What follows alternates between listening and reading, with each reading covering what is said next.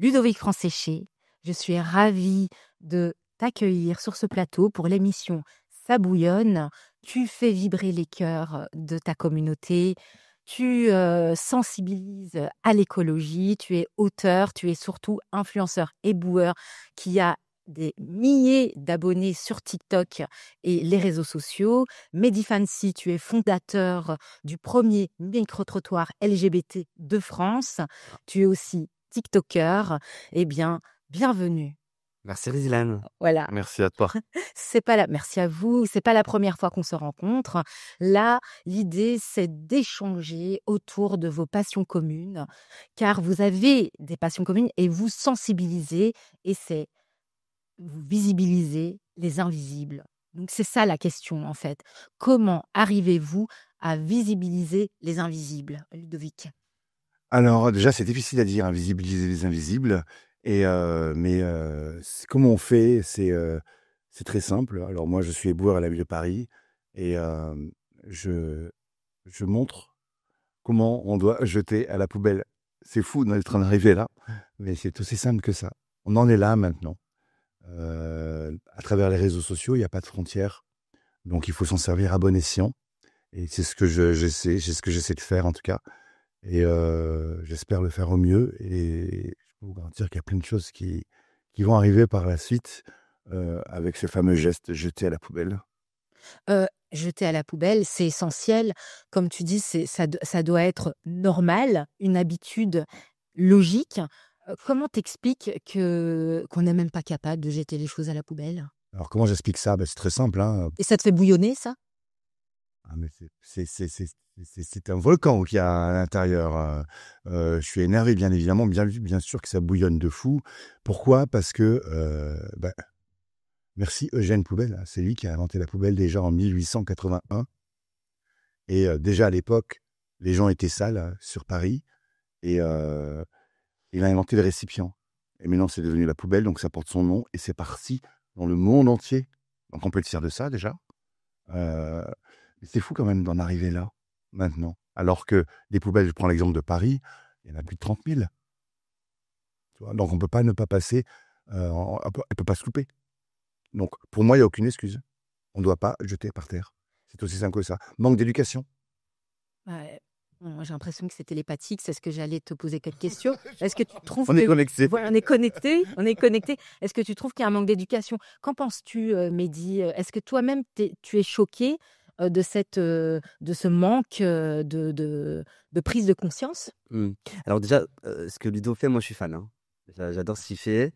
De toute façon, on ne peut ne pas être fan de Ludo alors qu'il essaie de sauver la planète, déjà pour commencer. Et de deux, je pense pas que ce soit un manque d'éducation. Je pense que c'est plutôt un manque de pédagogie, c'est-à-dire au sein du foyer. Euh, on apprend tous à jeter nos déchets à la poubelle. Moi, par exemple, pour mon cas personnel, on m'a pas appris à trier les déchets. Et je pense pas que c'était mal. Je pense pas que ma mère a essayé de mal m'éduquer par rapport à ça et que du coup, voilà, ça s'est répertorié du coup dans la rue. Mais non, je pense que c'est plutôt un manque de pédagogie parce que à l'époque, il n'y avait pas aussi cette pédagogie-là que nos parents ont eue et vice-versa. Donc du coup, on nous a pas. Alors que la nouvelle génération, à l'heure d'aujourd'hui, je pense que déjà ils sont beaucoup plus sensibilisés à trier les déchets. Absolument. Donc, la génération et en même temps, le temps. Est-ce qu'on a le temps, quelquefois, de trier ces déchets? Comment on peut trouver le temps? Vous connaissez Paris quand même. Paris, c'est une ville qui est hyper speed. Et en même temps, c'est une ville qui sensibilise. Hein, Anne Hidalgo, c'est un peu son cheval de bataille, quelque part. Ouais, alors, franchement, on a le temps pour avoir une planète propre, sans problème. Parce que sans cette planète, on n'est pas là. Faut pas l'oublier. Après, Mehdi, il a raison en disant que c'est pédagogique. Complètement. C'est vrai que le tri n'existait pas à l'époque. Il existait quand même. Au temps d'Eugène Poubelle, on triait le chiffon et la bouteille en verre. Donc en 1881. Mais bon, c'était pas dans les mœurs, quoi. Voilà, c'était pas dans les mœurs, c'était pas dans Puis il n'y avait pas de l'école, plastique. etc. Exactement. Tandis que là, maintenant, il est vrai que la nouvelle génération, moi, je vais aussi dans les collèges pour sensibiliser au niveau de la planète propre, du métier, les boueurs, etc. Ils sont beaucoup plus sensibles. vraiment que nous, on l'était auparavant, à part moi. Moi, j'ai toujours été sensible. Oui, tu l'incarnes, enfin, jusqu'au point où on t'a confié quelque part de porter la flamme olympique parce que Oui. tu deviens une icône, quoi. Oui. Bientôt, tu seras une icône de la pop culture.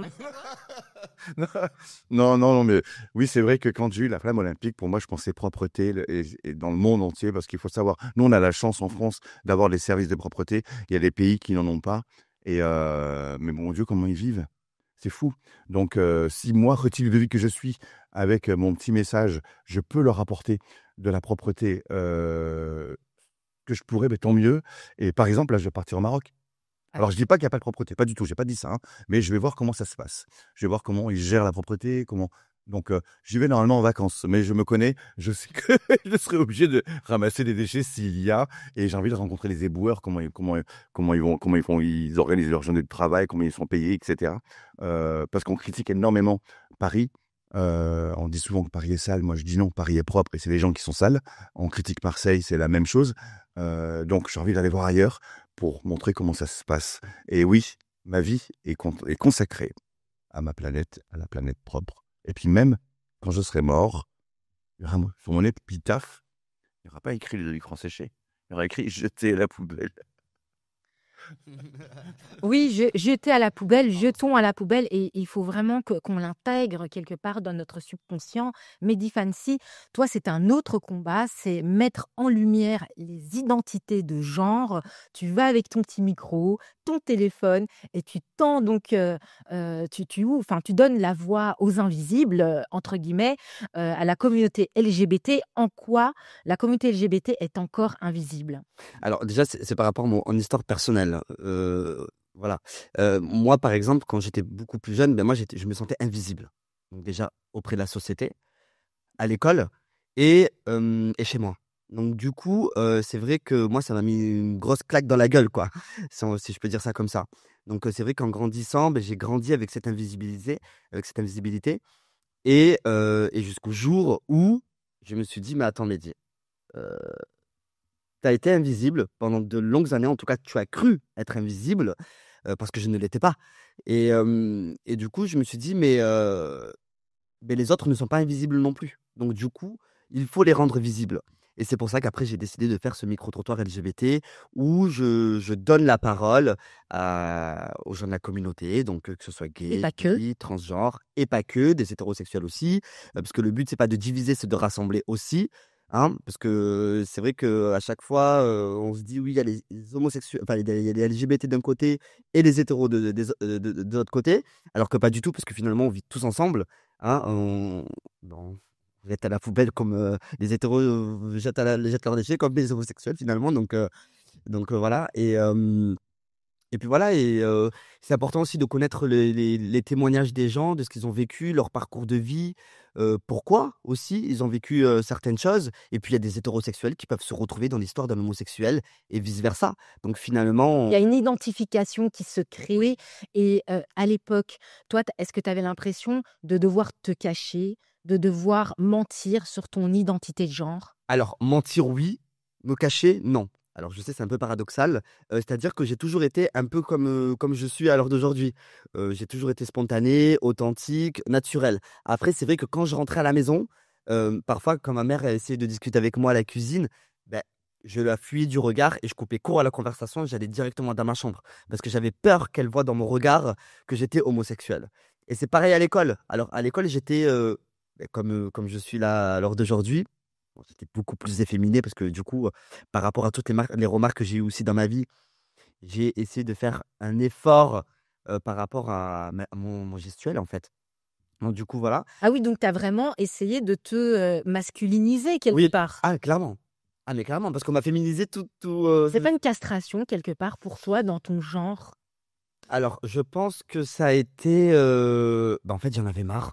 J'en avais marre, en fait, qu'on me renvoie tout le temps à ça. J'en avais marre qu'on m'insulte par rapport à ça. J'étais féminisé aussi à l'époque, hein. Donc à un moment donné, je me suis dit, ouais, donc à un moment donné, je me suis dit, faut que ça cesse. Donc du coup, il faut que je fasse un travail sur moi et il faut que j'arrête d'être, féminin. Exactement, je suis d'accord. Donc ça a été très compliqué pour moi, quoi. Ludovic, donc ça veut dire que vous vous êtes quelque part invisibilisé. Exactement. Ouais. C'était pareil que Mehdi, moi. Pareil, quand j'étais plus jeune, j'étais aussi féminisé, je mettais des hauts cours, etc. Je marchais un petit peu comme ça. On se demandait, mais voilà. Et à un moment donné, je me suis dit, oh, réveille-toi, tu es un homme. Ok, certes, t'aimes les hommes, mais c'est pas pour autant que tu dois te féminiser. Donc, pardon, mais voilà, moi j'aime les poils, etc. L'autorité, enfin voilà, l'homme tel qu'il est. Et je veux être un homme. Et tout en aimant les hommes, tout simplement. Donc, j'ai fait un travail sur moi, comme tu as fait, et sur ma gestuelle, sur mon parler, sur le ton de ma voix. Là, maintenant, on me dit que tu as une belle voix, genre, bon, c'est peut-être vrai, remarque. Mais Mais est-ce que vous n'avez pas eu l'impression de vous effacer par rapport à la société, de ce que vous êtes quelque part au fond de vous? Alors moi non, bien au contraire. Justement, le but c'était de s'insérer au sein de la société et surtout que moi en plus à l'époque je vivais en cité. Donc du coup, il fallait encore 2 fois plus s'intégrer, avoir, une manière de parler, une manière d'agir, tu vois? C'est c'est des codes en fait qu'il fallait respecter et donc du coup, c'est vrai qu'à ce moment-là ça a été, ouais ça a été, un peu complexe mais non le but c'était pas de m'invisibiliser justement, c'était justement d'être visible, tu vois? Et en plus à ce moment-là, moi, je ne savais même pas que j'étais gay. Mais en fait, c'était de rentrer dans les cases quelque Oui, part, bien sûr, bien sûr. dans un système. Ouais, bien sûr. Mais en fait, une case, c'est quoi? Une case, c'est quand on rentre dans une case, c'est pour se sentir en sécurité, au sein d'un groupe. C'est justement pour ne pas se sentir à part. on se Et mettait les étiquettes, en fait, tu vois. voilà. Lui, il est homo, lui, il est bisexuel, lui, il est hétéro, elle est lesbienne, etc. Mais il y en a qui aiment des cases, hein. Il y en a qui Ouais, aiment les moi, je étiquettes, suis hein. pas fan de ça, justement. On est tous ensemble, main dans la main, unis. Oui, Comme dans la propreté, il faut qu'on soit unis. Ben là, c'est la même chose entre humains. Ben, qui que vous soyez, peu importe le sexe, on s'en fout. Les Les origines, origines, les exactement. religions. Pour ça, moi, j'aime les réseaux sociaux parce qu'il n'y a pas de frontières. Il n'y a pas de race, il n'y a pas de religion. Voilà. Notre message, que ce soit le sien ou le mien, ben, il part partout. Et on peut, bon, faut en discuter, mais il part partout. En Il n'y fait, a pas de limite. Ludovic, toi, tu sensibilises sur l'écologie. Et est-ce que tu sensibilises sur la cause LGBT?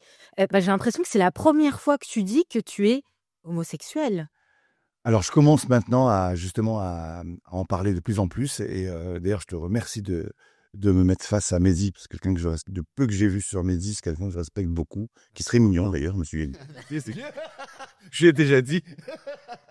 Et oui, maintenant, j'en parle de plus en plus. Pourquoi? Ben, c'est grâce à vous, c'est grâce aux médias, parce que c'est grâce à tout ce que je fais, parce que tout ce que Les j'ai fait, podcasts. exactement, les podcasts, les télés, j'ai même fait 2 séries. Là, il y a une série qui va sortir, mais qui s'est transformée en film. Ça fait bizarre de voir son nom en nom générique. Bref, il y a plein de choses comme ça, et c'est grâce à tout ça que maintenant j'ai ma libre parole. Et ceux qui sont pas contents, pardon pour le terme, Roselyne, je vous emmerde. Voilà. Maintenant, c'est un peu comme ça que je réagis. Et tu m'aimes comme ça ou pas, c'est pas grave. Mais ça m'empêchera pas, moi, de sensibiliser et, euh, et d'aimer mon prochain. Donc oui, les réseaux sociaux, tu en as parlé, il n'y a pas de frontières, mais il y a aussi certaines dérives, Ouais. des dérives comme le cyberharcèlement. Il faut savoir que le cyberharcèlement est un délit, donc on peut avoir une amende ou même une peine d'emprisonnement. Donc Mehdi Fancy, tu voulais en parler. Explique-nous, est-ce que toi, tu as déjà été victime de cyberharcèlement? ah oui, mais oui, bien sûr, mais je pense que comme toute personne, qui sont sur les réseaux sociaux, forcément. Et en plus, tu portes un message qui est Et en fort. plus, je porte un message qui est très, très fort, et que parfois d'autres pensent que c'est tabou alors que pour moi ça ne l'est pas et puis en vrai, les questions d'identité de genre, c'est pas tabou, c'est plus, moi pour moi ce qui est tabou, c'est on va dire peut-être ce serait peut-être plus les religions à la limite, mais c'est même pas les origines ou la sexualité. Donc oui, bien sûr, j'ai eu affaire au cyberharcèlement, que ce soit des menaces de mort, j'ai tout sur mon téléphone en plus, donc j'ai carrément un dossier sur mon téléphone où par exemple, on m'a dit: «Oui voilà, si tu marches dans la rue, retourne-toi souvent parce que je risque d'être derrière toi», voilà, mais après j'ai essayé de faire les démarches pour, hein. J'ai essayé de faire les démarches pour, donc on m'a recalé une fois, au commissariat. Donc tu as porté plainte? Alors non, j'ai pas pu porter plainte. J'ai pas pu porter plainte, On t'a mais après interdit de j'ai pas eu porter peur. plainte? J'ai pas eu peur, Mais attention. comment ça s'est passé? Raconte-nous. Alors c'est compliqué. Donc en fait, j'ai été la première fois la première fois que j'ai été, on m'a renvoyé vers une plateforme qui est spéciale, il me semble, pour les réseaux sociaux, je crois, où on doit, faire une plainte, je sais plus comment il s'appelle le nom. Excuse-moi, je l'ai pas. Je disais non plus. Bref. Ça a été sur une plateforme. Voilà, sur une plateforme. On m'a renvoyé sur une plateforme. Et en fait, sur la liste, il n'y a pas le thème, par exemple, le créateur de contenu ou influenceur, etc. Donc, je ne pouvais pas déposer ma plainte parce que du coup, il Parce qu'il y avait pas mettre. Il n'y avait pas écrit le terme exact. Donc, après, à l'heure d'aujourd'hui, je ne sais pas s'il y est, mais en tout cas, il n'était pas à ce moment-là. Donc, j'ai été une deuxième fois. Et et du coup, on m'a renvoyé vers un autre commissariat. On m'a dit non, mais là, on peut rien faire, etc. Donc, on m'a renvoyé vers un autre commissariat. Et puis, on m'a renvoyé vers un autre commissariat. Sauf qu'à un moment donné, j'ai lâché l'affaire, quoi. Donc, du coup, voilà. Bon, après, j'ai rien eu. Voilà. Mais Donc, oui, j'ai eu tu affaire. as la sensation de ne pas avoir été entendu. Peut-être, ouais. Peut-être. Et donc là, tu as un dossier. Quelles insultes tu as reçues ou tu reçois? Des menaces de mort, des menaces. Des menaces de mort, c'est classique chez les influenceurs, en fait. Des On insultes. te parle de ça comme si c'était C'est ça. normal, en fait. Des menaces de mort, des insultes. Oui, tu en parlais, Ludovic. Toi aussi, tu as reçu des messages d'insultes, Ouais. des sortes Moi, des élus. C'est-à-dire Des élus, alors ça s'est passé juste avant la flamme olympique. incroyable. On m'a dit, mais je reçois un message sur X, et c'était à la vue de tous. Ah, mais ce mec-là, il n'a pas apporté la flamme. Un éboueur n'a pas apporté la flamme. Des élus, c'est-à-dire des Un élus. élu, ouais. Ouais. Politiciens, Paris, qu'on connaît tous. un peu. Alors là, on rentre vraiment dans le vif du sujet. Alors du coup, j'ai failli porter plainte. Mais c'était qui? Mais je peux pas dire le nom. C'était sur X, du coup. Non. Ouais, donc ouais, ça y est, mais maintenant c'est noyé dans plein de messages, mais ça y est toujours, oui. Mais du coup, cette personne m'a envoyé m'a identifié énormément sur des mauvaises choses, et j'ai dit mais non, vous stoppez, vous arrêtez. Sinon, je porte plainte. Là, j'ai fait les captures d'écran de tout ce que vous avez dit. Vous êtes à tel endroit, on peut vous retrouver très facilement. Et avec ça, je vais à la police et je vous dénonce. Ah, ok. Est-ce que vous voulez qu'on se rencontre? Je lui ai dit oui. On s'est rencontrés. On est parti au restaurant. Et là, je lui ai dit Coup de cœur. tout ce que je pensais. Il m'a dit tout ce qu'il pensait. Et finalement, l'histoire, c'est que ça s'est très très bien passé, finalement, rendez-vous. Et j'ai plus de nouvelles. Il s'est arrêté et il a vu la personne que j'étais. Parce que peut-être, justement... Donc en fait, là, on rentre dans le vif du sujet. Ça veut dire que on rentre dans le vif du sujet. Ça veut dire que c'est deux populations quelque part qui se rencontrent. L'élite politique, les éboueurs, mais plus n'importe quel éboueur, les éboueurs influenceurs, donc qui ont pu se faire sur les réseaux sociaux, une sorte de cinquième pouvoir sur les réseaux sociaux où vous vous êtes fait tout seul. Et donc, il y a un choc en fait de culture, de population, et finalement, vous avez terminé main dans la main. Exactement. Moi, c'est l'influence que j'ai maintenant, c'est la popularité, on va dire ça, si je peux me permettre, qui m'a sauvé justement par rapport à cette personne-là et par rapport à d'autres aussi. Hein. Il a été menacé de mort, donc je l'ai été aussi. Moi, en plus, c'est les collègues de boulot qui m'ont menacé. Ils n'ont pas été très intelligents. Ils avaient créé leur compte avec leur nom et leur prénom, donc on les a retrouvés très facilement. Alors, je ne suis pas allé à porter plainte. Ma direction m'a demandé d'aller porter plainte. J'ai dit non, je n'irai pas porter plainte parce que derrière, peut-être qu'il y a une famille, il y a des enfants à nourrir, etc. Et je ne vais pas lui casser sa carrière. Pour ça, peut-être qu'il a fait une erreur, il va le reconnaître et terminer, il va s'excuser. Et c'est ce qui s'est passé. Donc en fait, ce succès quelque part vertigineux que vous vivez sur les réseaux sociaux. C'est gentil, vertigineux. Non, mais je pense qu'il y a beaucoup de personnes qui rêveraient d'avoir des communautés comme vous l'avez. Parce que combien d'abonnés tu as, Mehdi? Ouais, j'ai un peu plus de 200 000 abonnés sur TikTok. Voilà. Alors en tout, avec TikTok, Instagram et tous les autres. Oui. Ouais, moi j'en ai 650 000 maintenant. Voilà. Et les gens, quelque part, vous reconnaissent dans la rue. Ils font des selfies avec toi. Donc, on passe quand même d'un monde, on est dans un autre monde. Et est-ce que pour vous, c'est justice? Est-ce que c'est une justice pour vous de plus être aussi méprisé? Vas-y. Pour moi, oui. C'est-à-dire? Pour moi, oui. Après, justice, ça dépend dans quel terme tu l'emploies. Enfin, c'est pas forcément auprès de l'État ou je suis pas un anarchiste, pas du tout. C'est pas du tout dans ce sens-là, quoi. Non, c'est pas. Non, absolument pas dans la révolution, etc. La révolution de la tomate. Non. Voilà, non, mais c'est. Ah non, t'as des... Oh, c'est comme Mehdi, moi je suis pareil. Non, moi, c'était plus dans le sens où par rapport à ma vie personnelle. Voilà. J'avais des choses à. Enfin, j'avais des choses à prouver envers moi-même. Et pas forcément envers les autres, mais j'avais des choses à prouver envers moi-même et me dire que. Parce que moi, toute ma vie, on m'a toujours dit voilà, t'es bête. Enfin, on m'a Mis de toujours un peu. côté, Ouais, ostracisé. dégradé, tu vois. Donc, du coup, ben, à l'heure d'aujourd'hui, j'ai fait quelque chose où justement, ça me permet ben, de paraître peut-être plus intelligent et d'avoir une idée peut-être plus intelligente aussi. Et voilà, et de montrer que finalement, même si j'ai pas forcément fait des études parce que j'ai arrêté à la seconde, ben, On peut réussir. on peut réussir. Et c'est ça qui est beau, tu vois, alors que je viens de nulle part. Mais vraiment, je viens de nulle part. Je suis né à Perpignan, j'ai vécu 10 ans à Béziers, j'ai Avec vécu à Aurillac. Enfin, entre-temps, j'ai vécu énormément de drames. J'ai vécu à Toulouse aussi, j'ai vécu pas mal de drames et de choses et tout. La ville de la saucisse, là, Toulouse. Ouais, c'est vrai. Non, mais c'est vrai, on pose te cassoulet. Ah là là. Et donc du coup, voilà. Et mais finalement, quand on veut, on peut. Il faut jamais abandonner en fait, tout simplement. Non, jamais. Et quand je parle de révolution, finalement, c'est une révolution numérique. Il y a quelque part des mentalités, ça bouscule les codes. Mais bon, sur les réseaux sociaux, sincèrement, il n'y a pas que du bon. Non, Il y a des dérives aussi. bien sûr, il y a du mauvais.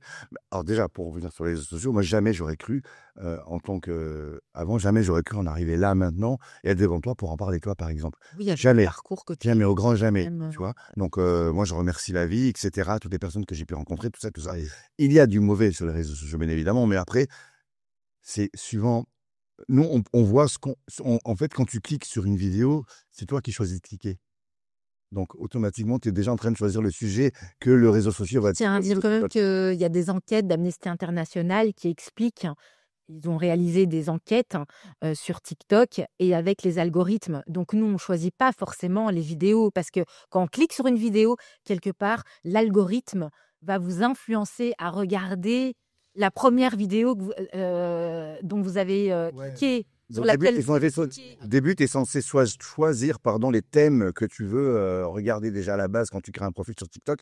C'est comme ça que ça se passe, mais c'est comme ça que j'ai démarré. J'ai cliqué sur les thèmes et après, il m'a présenté tout un tas de vidéos dans mon domaine. Tu vois, mais bon, après, maintenant, les algorithmes sont de plus en plus intelligents et c'est vrai qu'il suffit que tu ailles sur Internet, ben, sur TikTok, ils vont te présenter une vidéo qui va être en lien avec ce que tu as regardé sur Internet. Enfin, ils en sont là maintenant, c'est très très fort par rapport à avant. Même puis parfois. Oui, mais les modèles.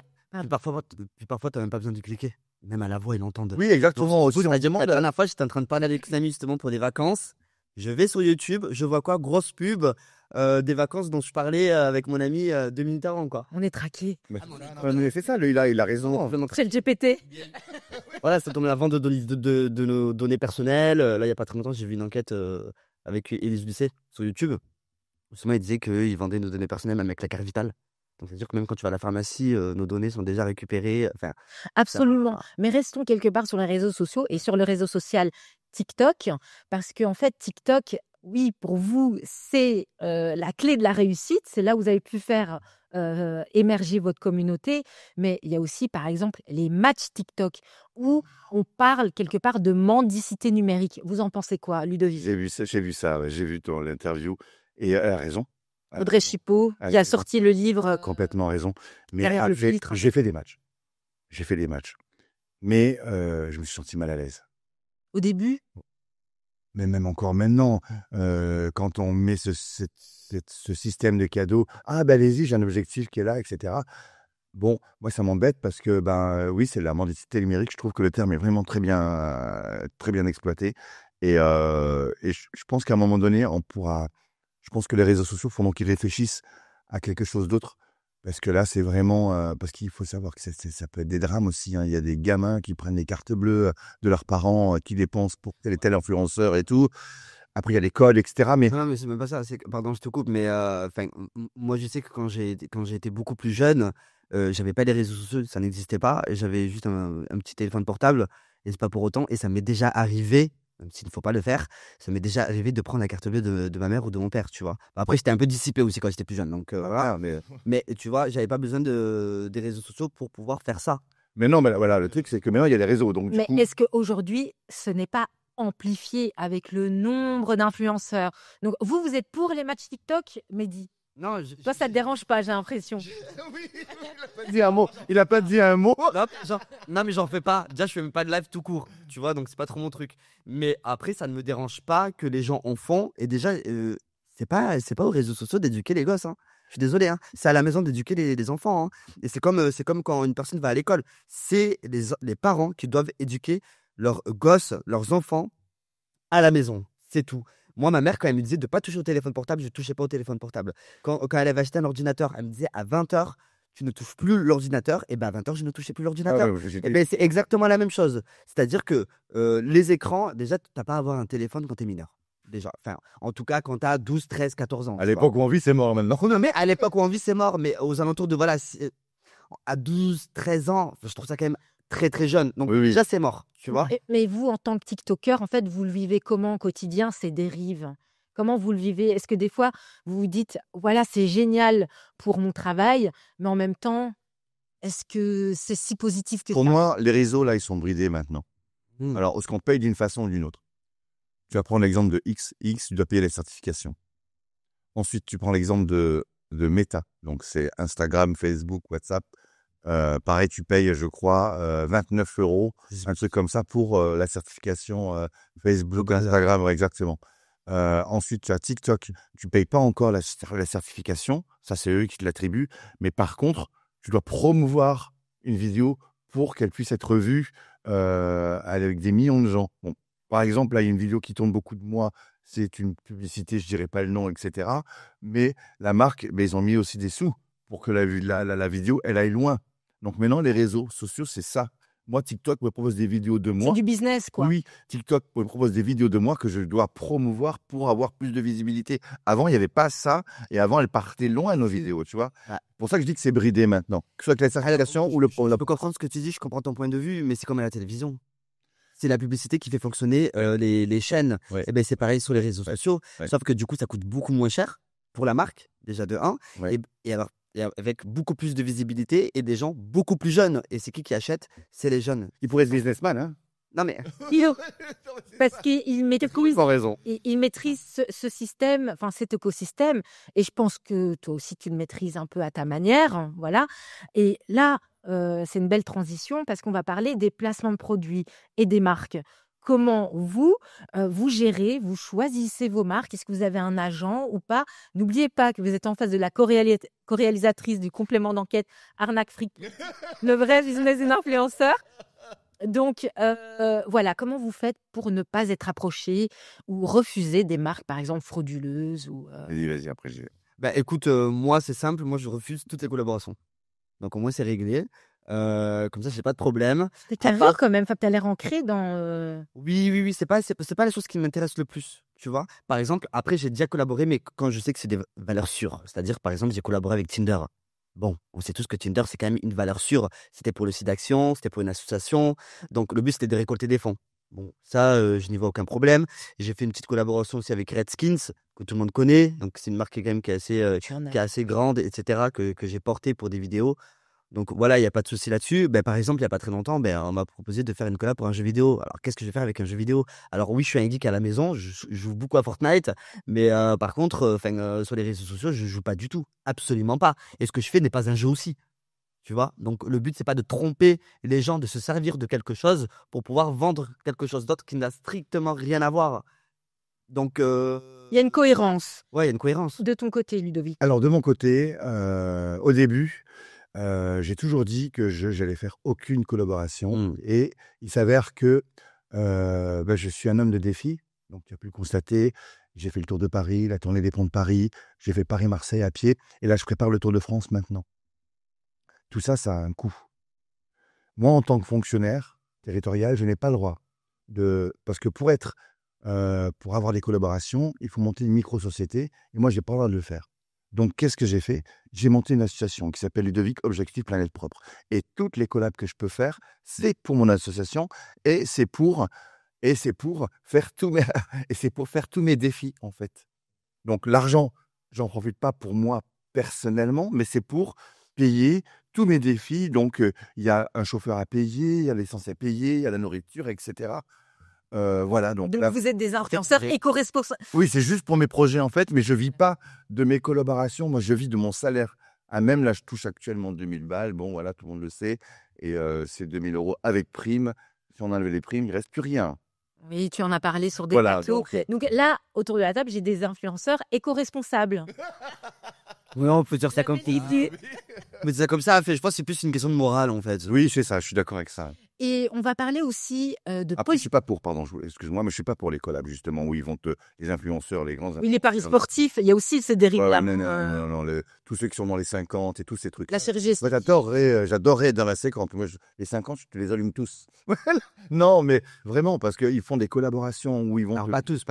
Non, mais j'exagère un peu, mais Oui, ils vont te vendre une pommade, etc. Et puis finalement, ils l'ont jamais testé, ou alors ils vont te vendre des bonbons, etc. Ils l'ont jamais mangé, et ils vont te prendre ta carte bleue, etc. Bref, et puis ils en ont rien à foutre de toi. Donc, Moi, ce qui compte, si j'en suis là, c'est grâce aux abonnés. Si on en est là, c'est grâce aux abonnés. C'est grâce à tous ceux qui regardent nos vidéos. Donc, il y a un minimum de respect à avoir par rapport à eux, même un maximum, je dirais. vous avez l'impression d'être d'autres influenceurs.